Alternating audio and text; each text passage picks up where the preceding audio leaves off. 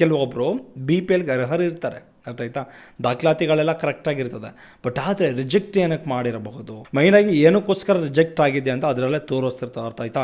ಒಂದು ಅವ್ರ ಹತ್ರ ಬಿ ಪಿ ಎಲ್ ಕಾರ್ಡ್ ಇರ್ತದೆ, ಟೈಮ್ಗೆ ಹೋಗಿ ಹೆಬ್ಬೆಟ್ ಕೊಟ್ಟು ರೇಷನ್ ಪಡಿತಾ ಇರೋದಿಲ್ಲ, ಅರ್ಥ ಆಯ್ತಾ. ಅಂತಹ ಒಂದು ಕಾರ್ಡ್ಗಳು ಏನಾಗಿರ್ತದೆ, ಸಸ್ಪೆಂಡ್ ಆಗಿರ್ತದೆ, ಅರ್ಥ ಆಯ್ತಾ. ಸುಮಾರು ಇಡೀ ಫ್ಯಾಮಿಲಿನಲ್ಲಿ ಎಷ್ಟು ಜನ ರೇಷನ್ ಕಾರ್ಡಲ್ಲಿ ಇದ್ರೋ ಅಷ್ಟು ಜನದ್ದು ಹೆಬ್ಬೆಟ್ ಕೇಳ್ತದೆ, ಅರ್ಥ ಆಯ್ತಾ. ಇದು ಒಂದು ಮೈನ್ ರೀಸನ್ ಆಗಿರ್ತದೆ. ನೀವು ತಿಂಗಳ ಅಕ್ಕಿ ಪಡಿತಿಲ್ಲ ಅಂದ್ರೆ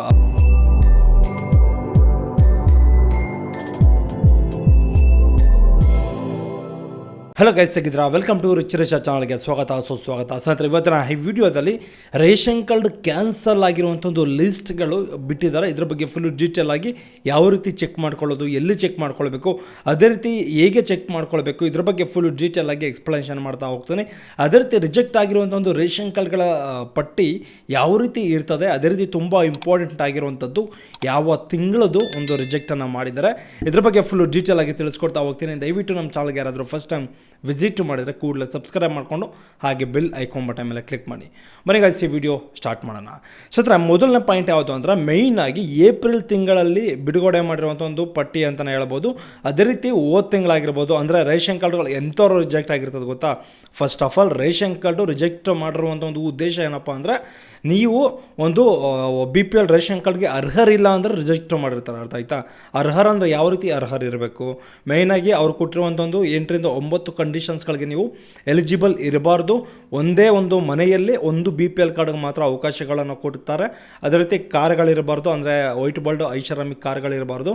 ಅದೇ ರೀತಿ ತುಂಬ ಇಂಪಾರ್ಟೆಂಟ್ ಆಗಿರುವಂಥದ್ದು 3 ಹೆಕ್ಟೇರ್ಗಿಂತ ಹೆಚ್ಚಾಗಿ ಜಮೀನು ಇರಬಾರ್ದು.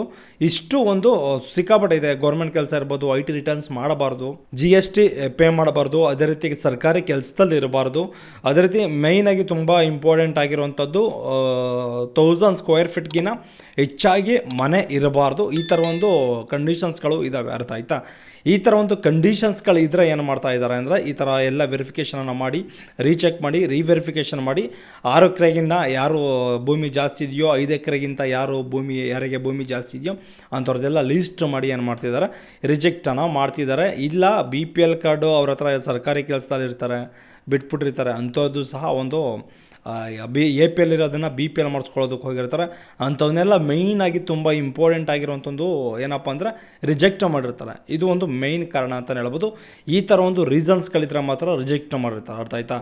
ಇನ್ನು ಕೆಲವೊಂದು ಏನಕ್ಕೋಸ್ಕರ ರಿಜೆಕ್ಟ್ ಮಾಡ್ತಾರೆ, ಕೆಲವೊಬ್ಬರು ಬಿ ಪಿ ಎಲ್ಗೆ ಅರ್ಹರಿರ್ತಾರೆ, ಅರ್ಥ ಆಯ್ತಾ. ದಾಖಲಾತಿಗಳೆಲ್ಲ ಕರೆಕ್ಟಾಗಿರ್ತದೆ. ಬಟ್ ಆದರೆ ರಿಜೆಕ್ಟ್ ಏನಕ್ಕೆ ಮಾಡಿರಬಹುದು, ಈಗ ಫಾರ್ ಎಕ್ಸಾಂಪಲ್ ಹೊಸದಾಗಿ ಅಪ್ಲಿಕೇಶನ್ ಹಾಕೋರು ಸಿಕ್ಕಾಪಟ್ಟೆ ಜನ ಇರ್ತೀರ, ಅರ್ಥ ಆಯ್ತಾ. ಈಗ ಅಪ್ಲಿಕೇಶನ್ಸ್ ಹಾಕಿರ್ತೀರ, ಬಟ್ ರಿಜೆಕ್ಟ್ ಆಗಿರ್ತದೆ, ಅರ್ಥ ಆಯ್ತಾ. ಅದನ್ನು ಯಾವ ರೀತಿ ತಿಳ್ಕೊಳ್ಬೇಕು ಅಂದರೆ, ಆಹಾರ ಇಲಾಖೆ ಒಂದು ವೆಬ್ಸೈಟ್ ಇದೆ, ಅರ್ಥ ಆಯ್ತಾ. ಅದರಲ್ಲಿ ಪಡಿತರ ಚೀಟಿ ವಿವರ ಅಂತ ಒಂದು ಆಪ್ಷನ್ಸ್ ಇದೆ. ಅದ್ರ ಮೇಲೆ ಕ್ಲಿಕ್ ಮಾಡಿಕೊಂಡು ಒಂದು ಪಡಿತರ ಚೀಟಿಯ ಒಂದು ಸ್ಥಿತಿ ಅಂತಿರ್ತದೆ, ಅದ್ರ ಮೇಲೆ ಕ್ಲಿಕ್ ಮಾಡಿ ನೀವು ನಿಮ್ಮ ತಾಲೂಕು, ಪಂಚಾಯಿತಿ, ನಿಮ್ಮ ಡಿಸ್ಟಿಕ್ ಆಗಿರ್ಬೋದು, ಅದನ್ನು ಎಂಟ್ರಿ ಮಾಡಿ ಆ ಒಂದು ರೇಷನ್ ಕಾರ್ಡ್ದು ಅಕ್ಲಾಟ್ಮೆಂಟ್ ನಂಬರ್ ಇರ್ತದಲ್ಲ ಅದನ್ನು ಹಾಕಿ ನೀವು ಚೆಕ್ ಮಾಡ್ಕೊಳ್ಬೋದು, ವೆರಿಫೈ ಮಾಡ್ಬೋದು, ಅರ್ಥ ಆಯ್ತಾ.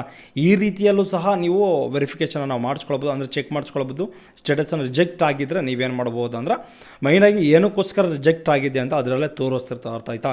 ಅದನ್ನು ಸರಿಪಡಿಸ್ಕೊಂಡು ಆನಂತರ ನೀವು ಒಂದು ರಿಜೆಕ್ಟ್ ಆಗಿರುವಂಥ ಒಂದು ಅರ್ಜಿನ ಮತ್ತೆ ಅರ್ಜಿ ಹಾಕ್ಕೊಂಡ್ರೆ ಬರುವಂಥ ಒಂದು ಅವಕಾಶಗಳು ಇರ್ತದೆ, ಅರ್ಥ ಆಯ್ತಾ. ಇನ್ನು ಕೆಲವೊಂದು ಏನು ರೀಸನ್ಸ್ಗೋಸ್ಕರ ರಿಜೆಕ್ಟ್ ಮಾಡ್ತಾರೆ ಗೊತ್ತಾ?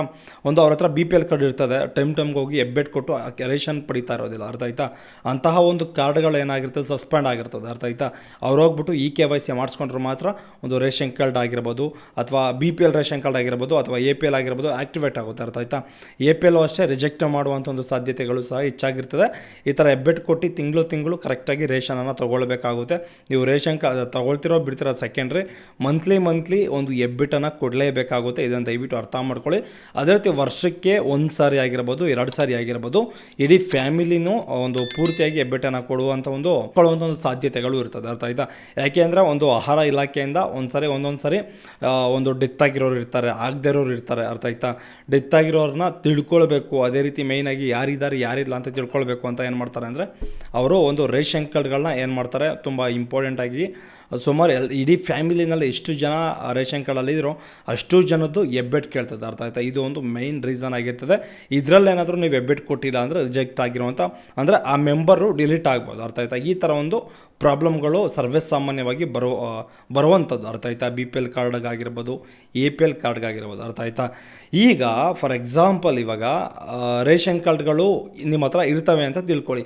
ಅದನ್ನು ಏನಕ್ಕೋಸ್ಕರ ರಿಜೆಕ್ಟ್ ಮಾಡ್ತಾರೆ ಅಂದರೆ ನೀವು ತಿಂಗಳ ಅಕ್ಕಿ ಪಡಿತಿಲ್ಲ ಅಂದ್ರೆ ಅದಕ್ಕೋಸ್ಕರ ರಿಜೆಕ್ಟ್ ಮಾಡ್ತಾರೆ. ಅದೇ ರೀತಿ ಅದರಿಂದ ಏನಾದರೂ ಸೌಲಭ್ಯಗಳನ್ನು ಪಡ್ಕೊಂಡಿಲ್ಲ ಅಂದರೂ ಸಹ ಡಿಲೀಟ್ ಮಾಡ್ತಾರೆ, ಅಂದರೆ ಕ್ಯಾನ್ಸಲ್ ಮಾಡ್ತಾರೆ. ಅದೇ ರೀತಿ ನೀವೇನಾದರೂ GST ಅದರ ಕಂಡೀಷನ್ಸ್ಗಳಿಗೆ ನೀವು ಬದ್ಧರಾಗಿದ್ದರೆ, ಅದರ ಕಂಡೀಷನ್ಸ್ಗಳಿಗೆ ನೀವು ಒಳಪಟ್ಟಿದ್ರೆ ಆಗಲೂ ಸಹ ನಿಮ್ಮದು ರೇಷನ್ ಕಾರ್ಡ್ ಏನಿದೆ ಅದನ್ನು 100% ರಿಜೆಕ್ಟ್ ಅಂತೂ ಮಾಡೇ ಮಾಡ್ತಾರೆ. ದಯವಿಟ್ಟು ಇದನ್ನು ಮೈಂಡಲ್ಲಿ ಇಟ್ಕೊಳ್ಳಿ, ಅರ್ಥ ಆಯ್ತಾ. ನಿಮಗೇನಾದರೂ ರೇಷನ್ ಕಾರ್ಡ್ ರಿಜೆಕ್ಟ್ ಆಗಬಾರ್ದು ಅಂದರೆ ನೀವು ರೀಚೆಕ್ ಮಾಡ್ಕೊಳ್ಳಿ. ಅಪ್ಲಿಕೇಶನ್ ಹಾಕೋದಕ್ಕಿಂತ ಮುಂಚೆ ಎಲ್ಲ ಕರೆಕ್ಟಾಗಿಲ್ವಾ, ನಾವು BPL ಕಾರ್ಡ್ಗೆ ಅರ್ಹರಿಲ್ವಾ, ಇದ್ರ ಬಗ್ಗೆ ನಾನು ನಿಮಗೆ ಒಂದು ವೀಡಿಯೋಗಳಲ್ಲಿ 1-2 ವೀಡಿಯೋ ಮಾಡಿದ್ದೀನಿ, ಅರ್ಥ ಆಯ್ತಾ. Ration card BPL ration card ಕಂಡೀಷನ್ಸ್ಗಳ ಬಗ್ಗೆ ಅದನ್ನು ಆ ವಿಡಿಯೋನ ದಯವಿಟ್ಟು ನೋಡಿ, ನಿಮಗೂ ಸಹ ಪೂರ್ತಿಯಾಗಿ ಅರ್ಥ ಆಗುತ್ತೆ. ಯಾಕೆಂದರೆ BPL ರೇಷನ್ ಕಾರ್ಡ್ ಪಡ್ಕೊಳ್ಳೋದಕ್ಕೆ ಅದರದೇ ಆದಂಥ ಒಂದು ಕಂಡೀಷನ್ಸ್ಗಳು, ರೂಲ್ಸು, ರೆಗ್ಯುಲೇಷನ್ಸ್ಗಳು ಸಿಕ್ಕಾಪಟ್ಟೆ ಇದ್ದಾವೆ.